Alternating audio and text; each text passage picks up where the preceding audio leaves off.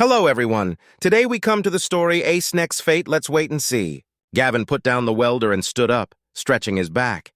He triggered the scanner in his welding helmet, surveyed his work, and smiled. It wasn't half bad if he said so himself. He raised his helmet and stepped back to admire one 120-millimeter rifled flare projector with stabilized vehicular mount. "I wonder who's into antiques," a voice said behind him. He turned around and smiled. "No idea," he replied to the short, stocky Native American woman behind him. "For what they are paying, they could get real shit. Probably some Xeno or another," the woman said as she lounged against the one she was working on. "That whole Terran mystique bullshit." "There are some advantages to these," Gavin said thoughtfully. "They want them pure electromechanical, much easier to conceal. Tuck them inside a crawler, and they just look like part of the machinery unless someone knew exactly what to look for. And you can't beat the price, at least for the guns. Think we're supplying rebels or something?" "Considering who ordered these," Gavin chuckled, "that would be the cleanest option. Speaking of," he added, "I need to give Esmeralda a call. We're just about done." "I have some lotion in my purse if you need to borrow it," the woman said with a smirk. "You admire coral snakes," Gavin snarked. "You don't touch them or yourself when handling one." Laughing, he turned and walked across the floor of his small, custom manufacturing facility, occasionally pausing to chat with a worker or two. When he got into his office, he paused at a mirror, pulled out a comb, ran it through his long, straight black hair, and put on his trademark cowboy hat. After he spruced himself up to his satisfaction, he sat down in front of his monitor. Moments later, he blinked in surprise as the oddest little snake-like Xeno appeared. "Good morning. Welcome to Janus-Tex," it said, absolutely bursting with enthusiasm, "where our motto is, Yellowstone, Yellowstone, Yellowstone. Yay." "Well, shit. And good morning to you, too," Gavin replied, a smile starting to creep across his face. "I was hoping to speak with Miss Martinez, but I suppose she's unavailable, isn't she?" "My boss," the Xeno said, glowing with pride. "Yes, she and the rest of the office are busy with the GTFOD. Can I take a message?" Gavin snorted. "Yeah, those GTFODs can get kind of hectic," he smiled. "It probably doesn't matter anymore, but let her know that we are almost finished with her order, but considering recent developments, we aren't going to deliver. If they want them, they are going to have to pick them up. And we will be expecting payment up front." "And payment up front," the little Snek lisped around its tongue as it typed furiously with it. "Gothith!" It looked up at Gavin with eyes that almost glowed with happiness. "Esmeralda, you bitch," Gavin thought with irritation. "So first day?" Gavin asked with pity in his eyes. "Yes," the Snek lisped as it pressed the send icon. "I applied just this morning. First applicant. Miss Martinez just took one look at me and said, 'Good enough,' and hired me on the spot." "Well, your luck is certainly something," Gavin replied. "Yes, I'm so blessed," the Snek warbled. "I was starting to think things weren't going to work out for me here in the Republic, but here I am." "Yep, there you are. You are most certainly there. Well, it's been nice chatting with you, but I suddenly have a whole lot of very time-sensitive things to do." "It was lovely talking to you, too," the Snek warbled.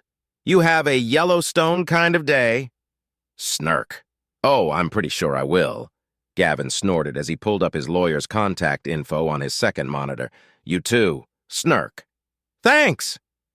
The Snek warbled happily as Gavin terminated the call and immediately called his attorney.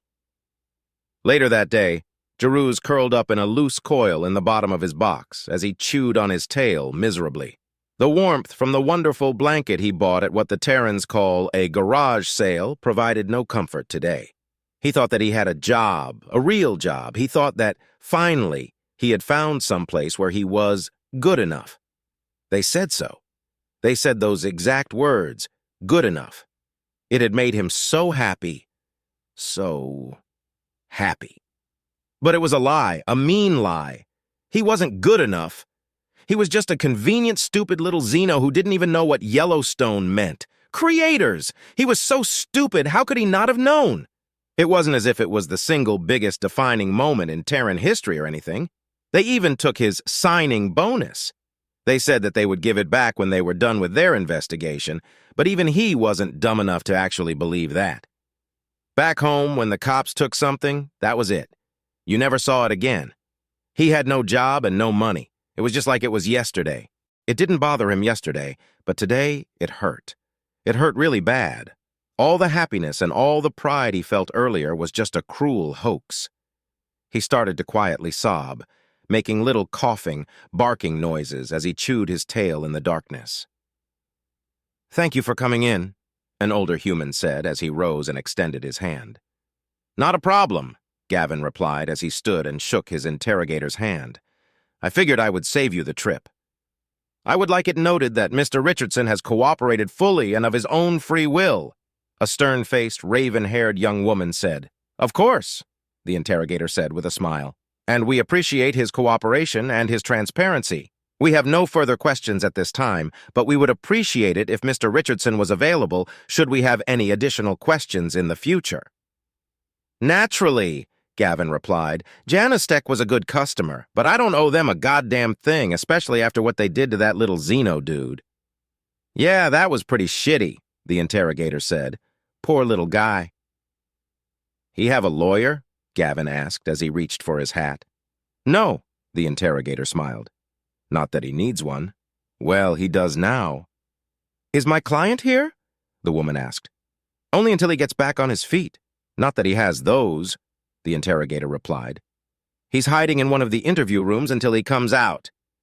"Comes out?" the woman asked, raising her eyebrow. "Take me to him." "Sure," the interrogator said. "I was about to check on him anyway."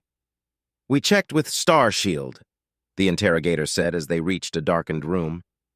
"They said that this is normal for one of them after receiving a shock, and that he will come out when he's ready. They are kind of like cats, I guess." He opened the door. "You have him in a box?" the lawyer asked accusingly. "Hey!" the interrogator said defensively. "It's his box. We recovered it along with the rest of his possessions. If you can call them that," he said as he gestured towards a meager pile of rubbish. "That's it?" "Yep," the interrogator replied. "Everything he has in this world is right there, poor thing. He was living in a 2-bedroom apartment with 14 other Xenos. That landlord has a little bit of explaining to do, by the way." "So, he's homeless?" the attorney asked. "Unfortunately," the interrogator replied. "The whole building was one giant fire and health code violation." "Homeless, and you've taken what little payment he received?" she asked accusingly. "What little payment, my ass?" the interrogator laughed. "And when exactly can my client expect the return of his property?" "Normally it wouldn't be until we finish our investigation," the interrogator replied. "Unacceptable." "I said normally," the man smiled. "Once we finish chewing on the numbers, I'm sure that we won't have a problem transferring the currency. I've already submitted a hardship request on the little guy's behalf." "I would appreciate it if you CC'd me on that." "Not a problem." As the interrogator and the lawyer droned on, Gavin knelt down beside the box, admiring the intricate patterns of adhesive tape and piercings that adorned the sides. Gavin pondered. "You in there?" he asked. "Yes," came a sad, quiet reply. "We met earlier today on the comm," Gavin said gently. "I don't want to rush you, but I was wondering if you would like to have lunch." A few hours later, a still somewhat stunned Juse found himself sitting across from Gavin as a huge platter of sushi was placed on the table. It was so pretty. "You don't like sushi?" Gavin said a few moments later. "They have other stuff on the menu." "No, it looks wonderful," Juse said, his eyes glittering. "I'm looking forward to my portion." "Your portion?" "After you're done," Juse said with a happy warble. "Your portion is right there." Gavin laughed as he filled his plate. "We eat together here." Juse's tongue hovered over the platter. Creators. He didn't know what to try first. Eventually, he picked up a piece of salmon nigiri and drew it into his mouth. His eyes glittered. It was amazing. "Here, dip it in this," Gavin said as he poured some soy sauce into a small dish. It was even better. "So, I guess you are wondering why I invited you to lunch," Gavin said a little while later. "I admit I'm confused," Juse replied as he lapped up some tea.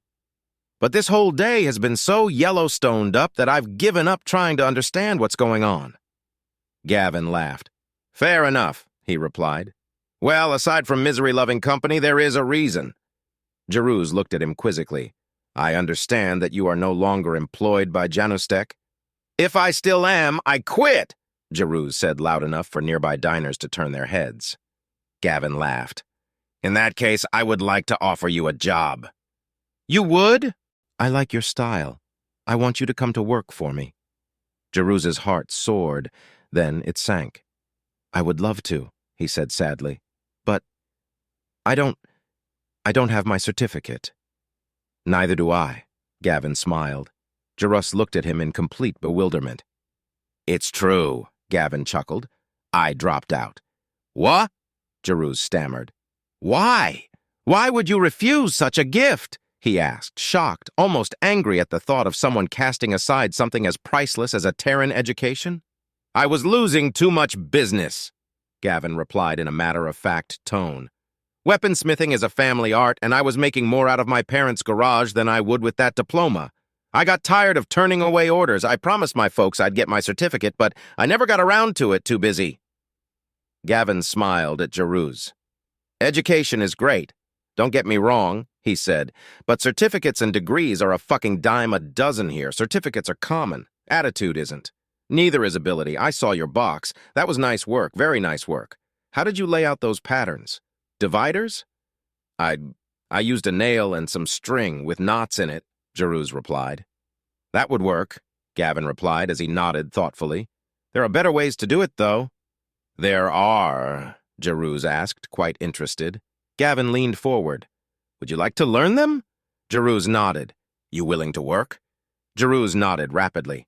You willing to learn? Juse bobbed up and down emphatically. You willing to sweep floors and empty trash cans with the same energy you answered those phones this morning while you learn a real trade? Yes! Juse warbled, bringing the whole restaurant to a standstill. Then you're hired! The next week, Juse's new foreman looked down at him and laughed. You going to be okay, string bean? Juse looked up as he lay on the floor in a loose tangle. This is just for the week? He asked in a stunned warble. I know you're disappointed, the foreman grinned. But you only clocked in for a couple of days. You will get a full paycheck next Friday. A full paycheck? Juse gasped. Work like a Terran, his foreman said with a smile. Get paid like one. Be sure to get some rest this weekend, his foreman added. That Zoosh that dropped by just placed a huge order. Get ready for some serious overtime. What's overtime? Juse asked. The foreman laughed. Good thing you are already laying down. Thank you for watching the video. If you enjoyed it, please hit like and subscribe so you won't miss any upcoming content. See you again and have a great day.